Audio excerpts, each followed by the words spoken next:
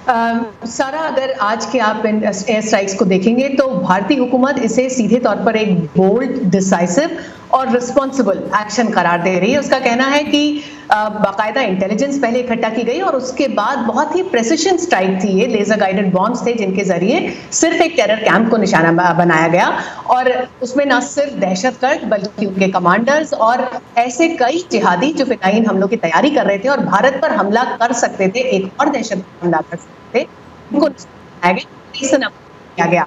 दूसरी चीज जो बात कही है वो ये बहुत ही रिस्पॉन्सिबल एक्ट था, क्योंकि इससे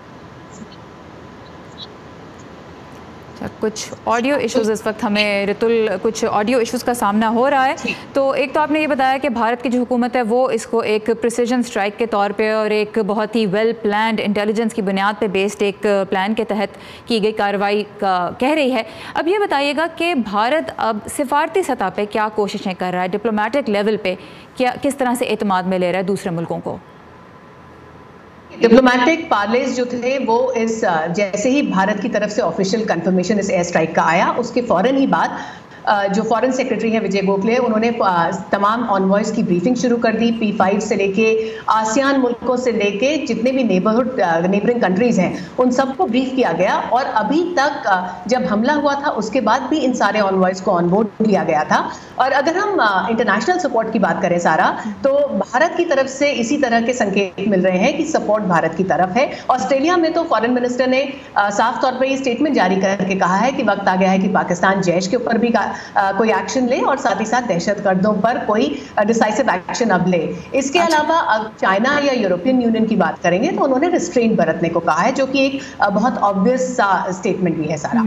अच्छा, उस वक्त क्योंकि ऑडियो इश्यूज हो रहे थे तो मैं ये सवाल आपसे दोबारा करना चाहूँगी कि भारत में जो मुख्तलिफ हल्के हैं वो आज की कार्रवाई के बारे में क्या कह रहे हैं, जिसको भारतीय हुकूमत एक प्रिसीजन स्ट्राइक के तौर पर प्रेजेंट कर रही है? सारा, चाहे वो सियासी पार्टियां हो, चाहे वो अपोजिशन पार्टीज हो या फिर मीडिया हो या फिर आम लोग हो, इस स्ट्राइक का सबने इस्तकबाल ही किया है, क्योंकि भारत की हुकूमत ने इसे जिस तरह से पेश किया कि आतंकवादी ठिकाने को पूरी तरह से नेस्तनाबूद किया गया है। जो अपोजिशन पार्टीज हैं वो भी इस वक्त इस्तकबाल कर रही हैं इस फैसले का।